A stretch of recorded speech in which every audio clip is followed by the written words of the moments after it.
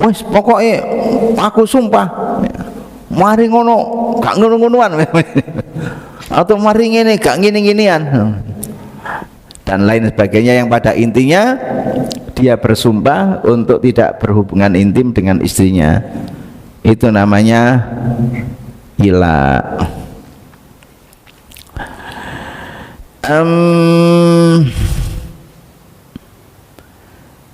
Dalam Quran itu ada disebutkan surat Al-Baqarah 226 227, lilladzina yu'luna min nisaihim tarabbusu arba'ati asyurin fa in fa'u fa innallaha ghafurur rahim wa in azamut talaqa fa innallaha sami'un alim.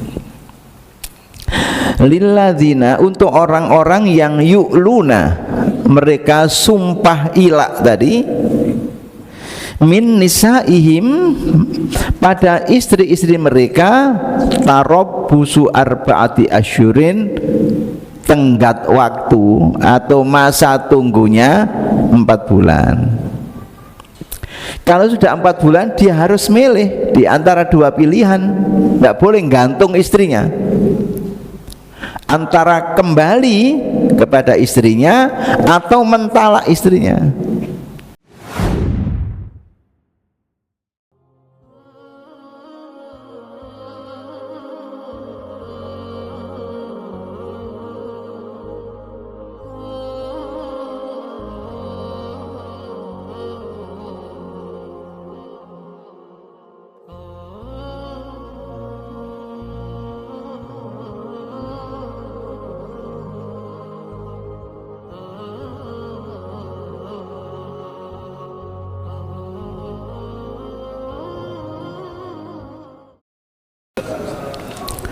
Bismillahirrahmanirrahim.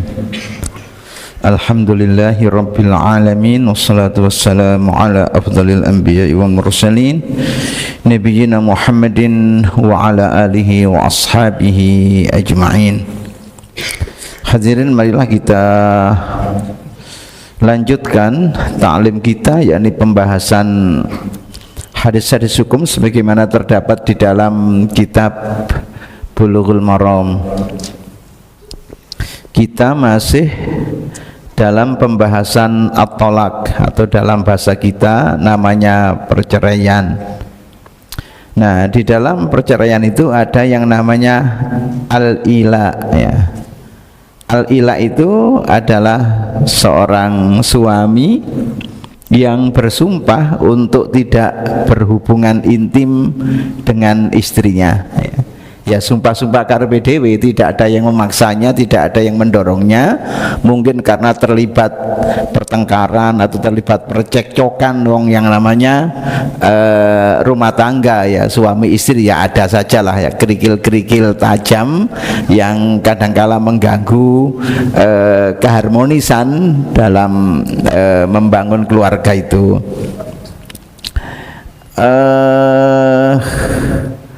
Mungkin ya yang demikian ini tidak terjadi dalam masyarakat Muslim Indonesia.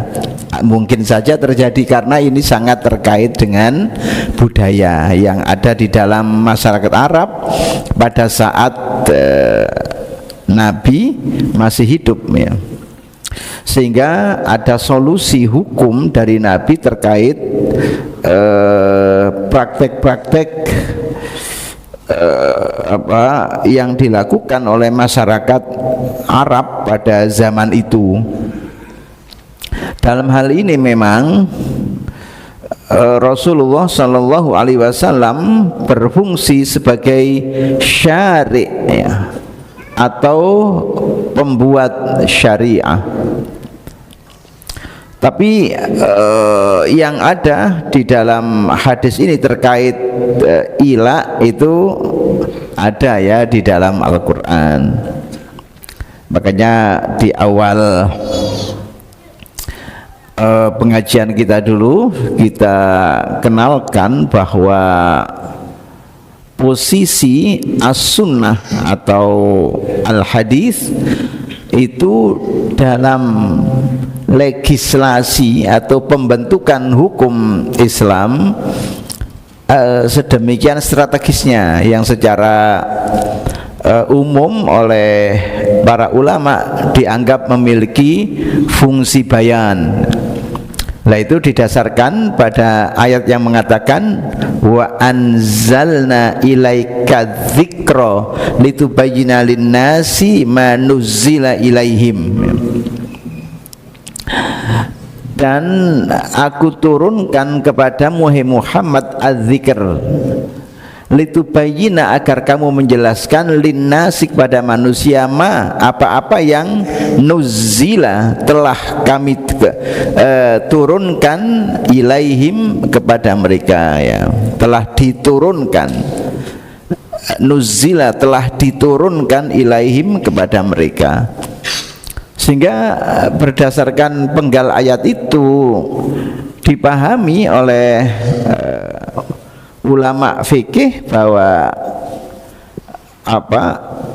fungsi as-sunnah dalam hal ini adalah az-zikr tadi terhadap Al-Quran, dalam hal ini adalah manuzila ilahim tadi adalah fungsi bayan. Fungsi bayan itu diambil dari penggal kata litubayyina, agar kamu menjelaskan. Nah, fungsi bayan itu maknanya ya fungsi untuk menjelaskan, menjabarkan, dan seterusnya, bukan bayan-bayan dalam bahasa Jawa. Misalnya bayan Sarmidin, nah itu lain lagi itu. Nah, tugasnya Pak Lurah itu kalau bayan Sarmidin. Nah, fungsi bayan ini kemudian oleh para ulama diurai menjadi 3 macam. Pertama adalah bayan tafsir. Ya, kalau pertama bukan bayan tafsir sih, namanya bayan takrir. Disebut juga bayan takkid. Yang kedua bayan tafsir, dan yang ketiga lah ini kaitannya dengan hukum, bayan taqnin. Dalam bayan takrir atau bayan takkid, as-sunnah memiliki fungsi menguatkan sesuatu hukum yang sudah ada dalam Al-Quran. Jangan punya pikiran begini, lupa kan di Quran sudah ada dalilnya, kenapa masih disebutkan juga di dalam as-sunnah atau al-hadis? Dibuang saja, wong sudah dalam Quran sudah ada kok, ya. Bukan begitu. Tapi yang ada di dalam as-sunnah ini menguatkan sesuatu ajaran yang sudah ada di dalam Al-Quran. Katakanlah tentang memulai puasa Ramadan saat seseorang melihat anak bulan atau bulan sabit, itu kan sudah jelas ayatnya, faman syahida minkumus sahra falyasumhu. Barang siapa yang menyaksikan datangnya bulan baru, hendaklah ia berpuasa. Dan kemudian ada hadis yang mengatakan sumu li ru'yatihi wa aftiru li ru'yatihi.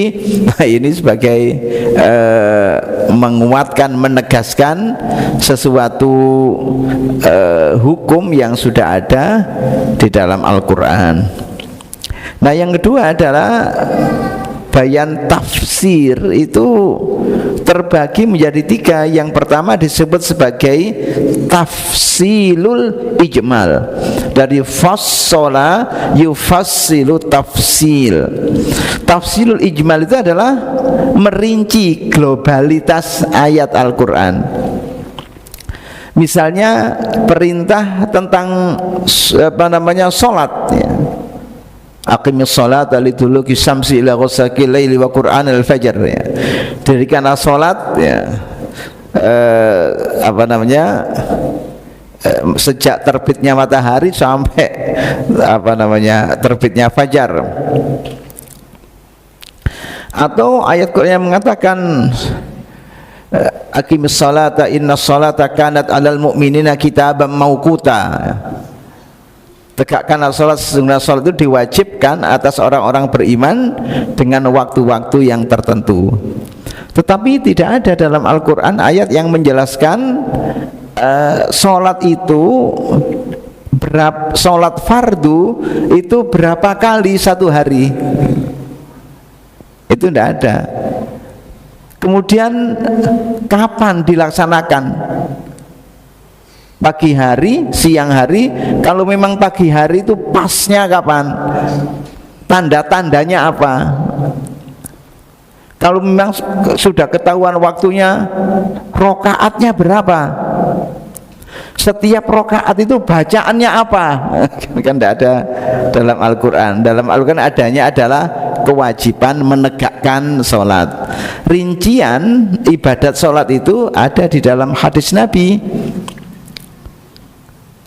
Nah, kemudian Nabi mengatakan shollu kama ra'aitumuni usolli. Sholatlah kalian sebagaimana kalian melihat diriku sholat. Sehingga praktek sholatnya Nabi itu menjadi acuan dari tata cara sholat ya. Ya cuma kan yang menceritakan tentang tata cara sholat Nabi itu kan banyak orang, sehingga antara yang satu dengan yang lainnya kadang-kadang berbeda. Terus riwayat-riwayat itu macam-macam, sehingga yang satu dengan yang lainnya saling melengkapi, bukan saling menafikan tapi saling melengkapi. Masalah haji misalnya, walillahi 'alan nasi hajjul baiti man istata'a ilaihi sabila. Itu perintah haji surat Ali Imran 97. Tetapi kan tidak ada bagaimana mikot makani, mikot zamani. Kalau orang haji itu di mana? Kalau orang Madinah mikotnya di mana? Kalau orang Yaman mikotnya di mana? Juga pakaian yang dikenakan saat orang haji itu apa ya? Kemudian larangan-larangan yang harus dihindari ya dalam haji dan lain sebagainya tidak ada. Lah itu kemudian Nabi mengatakan khudhu anni manasikakum, ambillah dariku tata cara ibadah haji kalian. Sehingga praktek haji Nabi yang disaksikan ribuan orang itu menjadi acuan tentang tata cara haji. Cerita sahabat tentang praktek haji Nabi itu yang menjadi acuan. Nah, yang kedua dari bayan tafsir itu adalah takhsisul am, menspesialisir dalil-dalil umum yang ada dalam Quran. Dalam Quran misalnya surat An-Nisa ayat 11 itu ada keterangan kalau orang tua meninggal dunia, anaknya pasti jadi ahli waris. Karena ayat mengatakan yusikumullahu fi auladikum lidzakari mislu hadzil unsayain. Allah perintahkan kepada kalian terkait waris anak-anak kalian. Yang laki dapat 2 bagian daripada yang perempuan.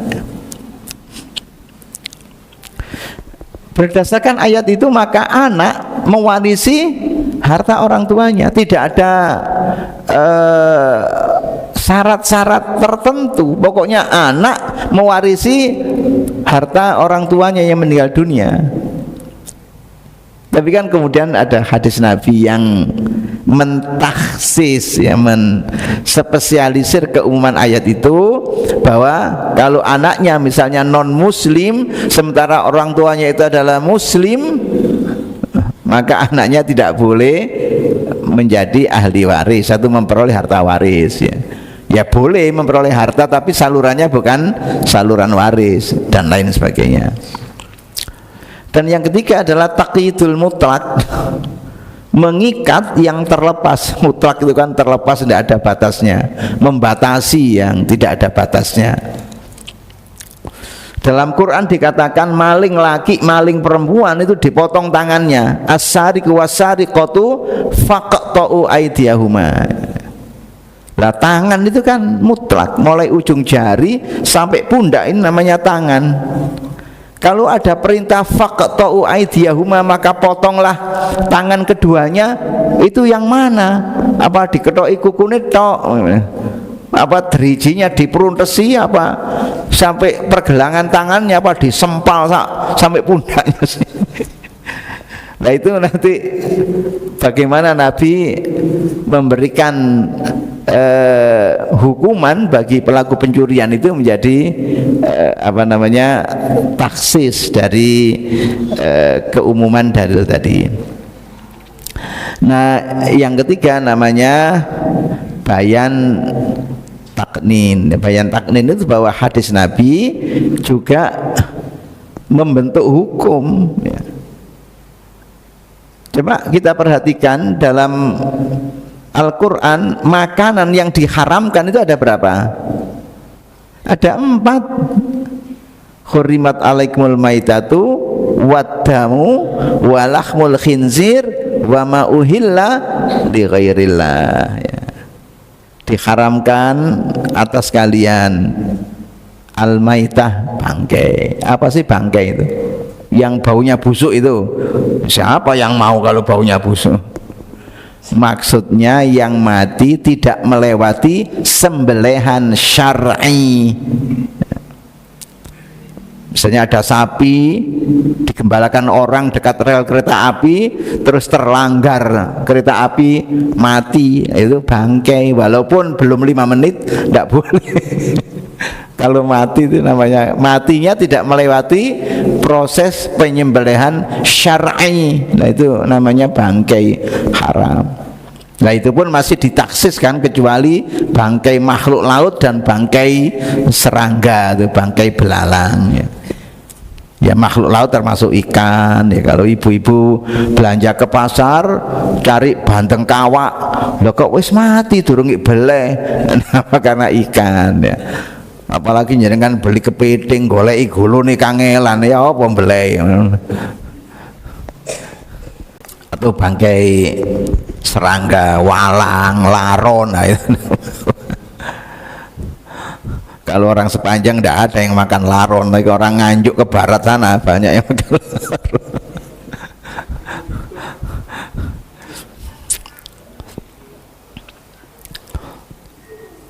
Nah nanti ada hadis Nabi mengatakan kullu dzinabin minas sibai fa'kulu haram.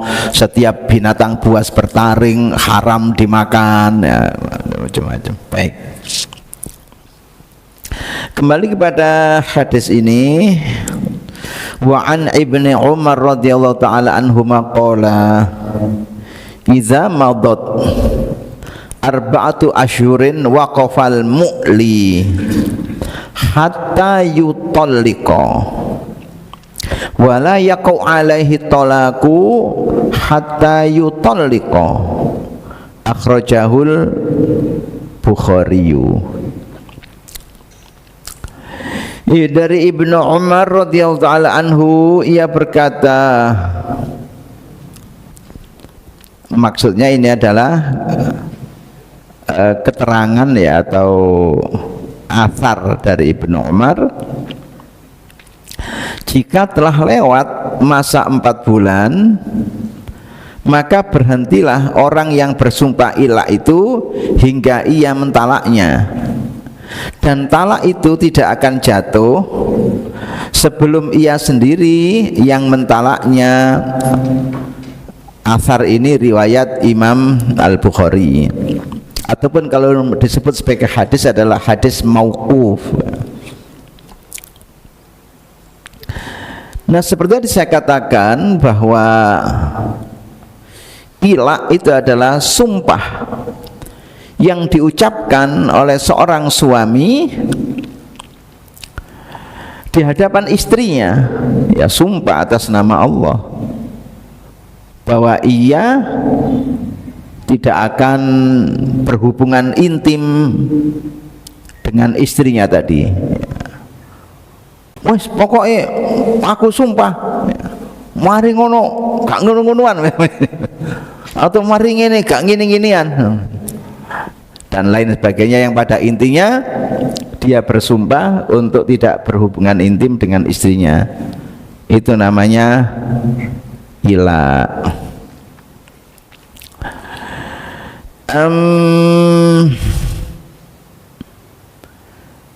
Dalam Quran itu ada disebutkan surat Al-Baqarah 226 227 lilladzina yu'luna min nisaihim tarabbusu arba'ati asyhurin fa in fa'u fa innallaha ghafurur rahim wa in azamut talaqa fa innallaha sami'un alim.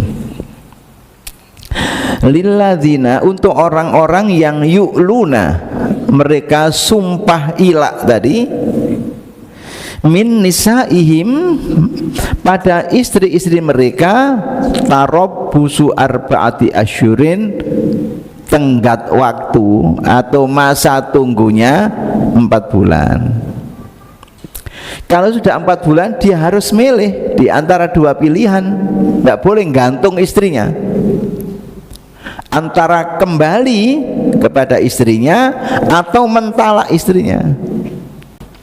Dan untuk itu dia harus membayar kafaroh atau denda, seperti yang sudah pernah kita bahas bersama-sama. Fa in fa'u fa innallaha ghafurur rahim. Jika ia kembali baik-baik lagi, baikan lagi dengan istrinya, maka Allah Maha Pengampun. Kalau ia menyadari kekeliruannya, Allah Maha Rahim, memberikan kasih sayang kepada hamba-hambanya. Wa in azamut talaqa, kalau ia bersikeras untuk mentalak, punya tekad kuat, azam itu tekad kuat untuk mentalak, ya tidak apa-apa. Fa innallaha sami'un alim, maka sesungguhnya Allah Maha mendengar, Maha mengetahui atas hal ikhwal hamba-hambanya.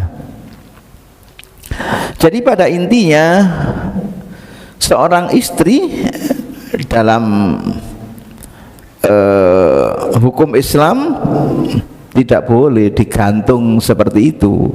Nanti istrinya kan, saya ini katanya punya suami ya, tapi kok gaya apa-apa no ya, mau melangkah lebih jauh tidak bisa karena masih terikat dengan ikatan suami istri. Itu kan tidak dibenarkan, sehingga ilah itu oleh Al-Quran diberikan satu batasan sampai 4 bulan tadi. Syara'allahu azza wa jalla jumlatan minal ahkam.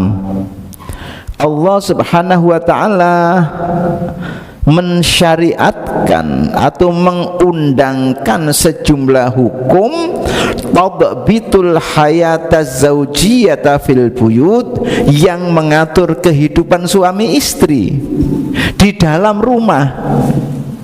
Subhanallah ya. Hukum Islam itu sampai sedetail itu, dan tidak ada satu kitab suci pun di dunia ini, mulai dulu sampai sekarang, seperti Al-Quran, yang memiliki aturan hukum yang rinci. Wa tuhafidhu 'alal 'alaqati bainar rajuli wal mar'ati, dan menjaga hubungan antara laki dalam kurung suami dan perempuan dalam kurung istri, tuna ayyaqa dzulmun aw dararun ala ahadin, jangan sampai yang satu menindas yang lainnya.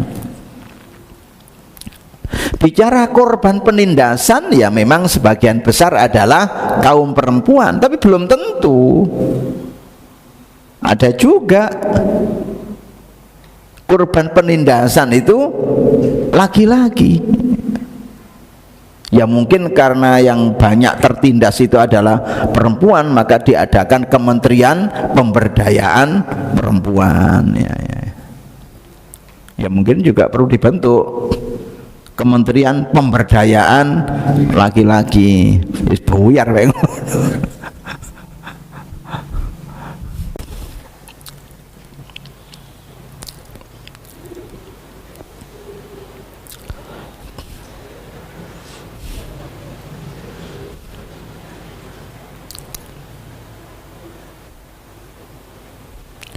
Nah, makanya terkait ya dengan hadis-hadis yang sudah kita bahas, misalnya kafa'ah itu kan ternyata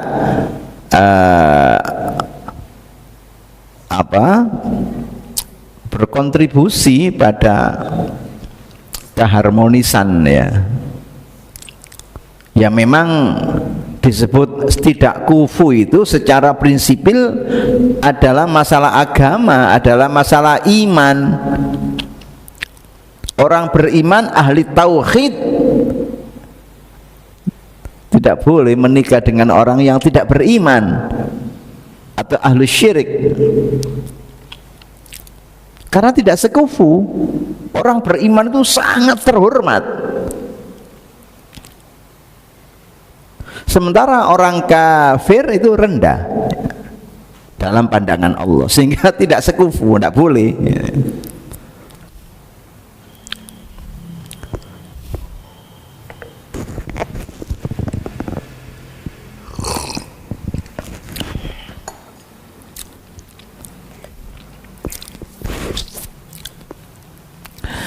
Tapi pada prakteknya masalah kafa'ah ini ya tidak sekedar keyakinan atau agama tadi, juga masalah-masalah yang lainnya, masalah harta, masalah status sosial dan lain sebagainya. Kalau yang satu sangat kaya, yang satu sangat miskin, itu juga jadi masalah itu. Entah yang laki entah yang perempuan, jadi bisa jadi masalah ya.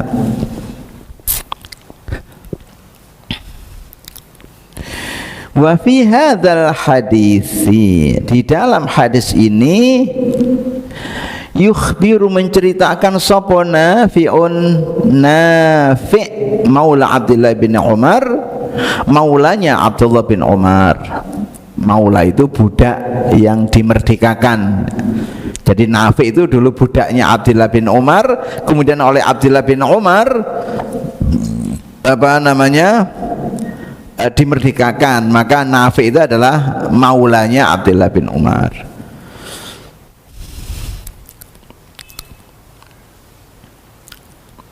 Anna bin Umar radhiyallahu ta'ala anhuma, bahwasanya Ibnu Umar zakara menyebutkan, menjelaskan annar rajula, jika seseorang, sesungguhnya seorang laki-laki maksudnya, idza halafa, apabila ia bersumpah ala adami jima'i zaujatihi, bersumpah untuk tidak berhubungan intim dengan istrinya, wa huwa ma yu'rafu fi syar'i bi ismil ila, itulah yang dikenal di dalam syariat Islam dengan nama al-ila tadi.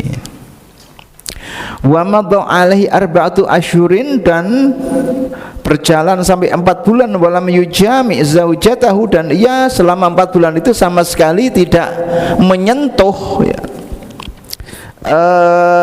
istrinya. Yukiful hakim, maka hakim ya, kalau sekarang kan harus ada itu, bisa memprosesnya. Misalnya kemudian istrinya laporan ke pengadilan agama bahwa suaminya telah bersumpah dan sudah lewat 4 bulan, harus diproses itu. Ya apa iki, lanjut apa sampai di sini saja, itu tidak boleh digantung. Fa imma ayyujami'a zaujatahu aw yutalliqahu, ya, pilihannya ia harus kembali memperbaiki, atau bukan memperbaiki, normalisasi hubungan dengan istrinya, dinormalkan. Au yutalliqaha, atau ia menceraikannya. Wala yaqa'u talaqu bi mujarradi madhi arba'ati asyhur, bukan talak itu jatuh secara automatically karena sumpahnya tadi sudah berjalan 4 bulan. Memang ayatnya bilang begitu, lilladzina yu'luna min nisa'im tarabbusu arba'ati asyhurin tadi. Tapi kemudian dijelaskan oleh Abdullah ibn Umar terkait makna ayat itu, ya bukan kemudian wis buyar-buyar dewe gitu ya, ndak, ya ada proses. Yang proses itu yaitu talak dari suaminya tadi. Kama qala ta'ala fi kitabil karim, sebagaimana firman Allah Ta'ala yang tadi sudah kita baca itu, lilladzina yu'luna min nisaihim tarabbusu arba'ati ashurin fa in fa'u fa innallaha ghafurur rahim wa in azamut talaqa fa innallaha sami'un alim.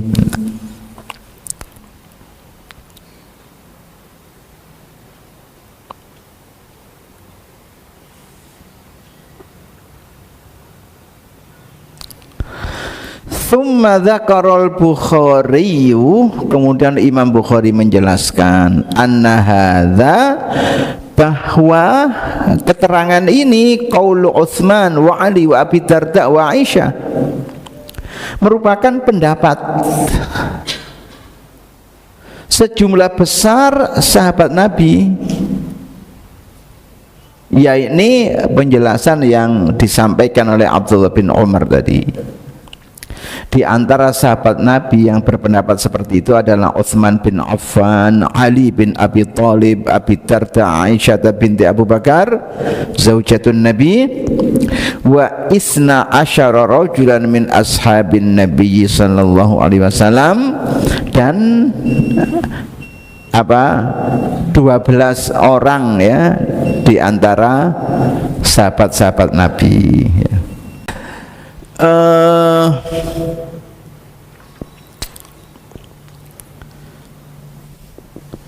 Seperti pernah kami sampaikan sebelumnya itu tentang,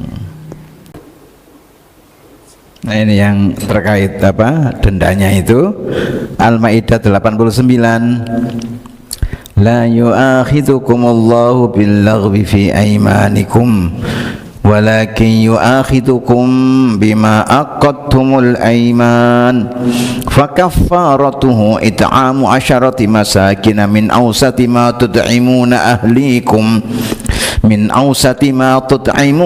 ahlikum aw kiswatuhum aw tahrimu raqabatin faman lam yajid fasiyamu thalathati ayyam dzalika kaffaratu aymanikum idza halaftum wahfadhu aymanakum kadzalika yubayyinullahu lakum ayatihi la'allakum tashkurun. Nah itu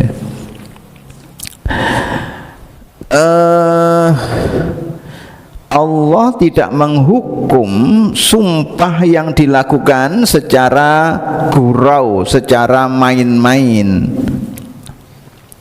Tetapi kalau sumpah atau aiman itu dijalankan diucapkan secara sungguh-sungguh, secara serius, maka untuk membatalkan sumpah itu harus bayar denda atau kafaro yang berupa it'amu asyarati masakin min awsati ma tud'imuna ahlikum, memberi makan kepada 10 orang miskin yang kualitas makanan itu umumnya saat kalian makan di rumah. Ya bukan kelas sego kucing, juga bukan kelas yang hotel gitu ya, enggak ya.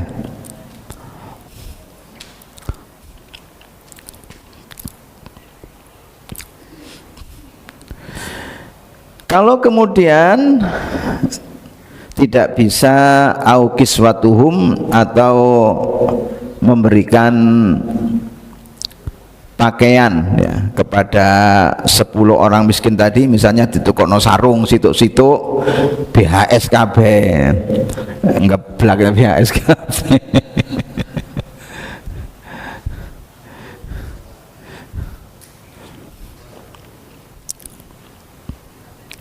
au tahrir raqabatin, atau membebaskan budak ya. Kalau tidak bisa, tidak ada duit, maka bisa diganti dengan melaksanakan puasa 3 hari berturut-turut. Itulah kafarah atau tebusan dari sumpah-sumpah kalian ya, jika kalian ingin membatalkannya. Baik, saya kira untuk sementara cukup dulu ya, karena sudah hana waktu isya. Nahtatim bil hamdalah. Alhamdulillah. Subhanakallahumma wa bihamdika asyhadu an la ilaha illa anta astaghfiruka wa atubu ilaik. Wassalamualaikum warahmatullahi wabarakatuh.